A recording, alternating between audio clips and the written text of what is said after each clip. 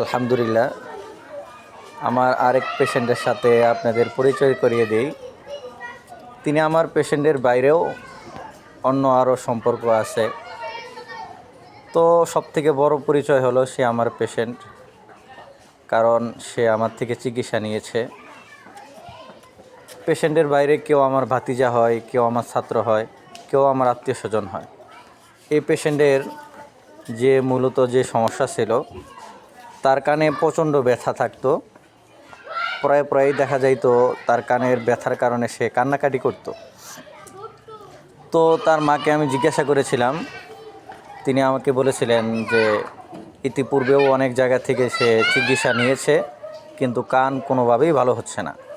পরিশেষে তার মাকে আমি পরামর্শ দিলাম আমার থেকে হোমিও ওষুধ নেওয়ার জন্য। তাকে আমি ডোপ দিয়েছিলাম এবং ওষুধ দিয়েছিলাম। ওষুধ খাওয়ার ফলে আলহামদুলিল্লাহ সে এখন পরিপূর্ণ সুস্থ। আমরা তার থেকেই দু একটা প্রশ্ন উত্তর শুনবো ইনশাআল্লাহ। আচ্ছা, তোমার নাম তো মাহদি, তাই না? তোমার তো আগে অনেক কানের ব্যথা ছিল, তাই না? কানের ব্যথার কারণে ক্লাসে অনেক সময় তুমি কান্নাকাটি করতা, তাই না? জিগাইলে বলতা যে কানে ব্যথা, তাই তো? তো আমার ওষুধ খাওয়ার 1-2 দিন পর থেকেই তো তোমার কানের ব্যথা পুরোপুরি ঠিক হয়ে গেছে, না? এখন তো আর ব্যথা করে না? করে? ব্যথা করে না। আলহামদুলিল্লাহ, তার থেকেই শুনতে পাইলেন যে সে এখন পরিপূর্ণ সুস্থ।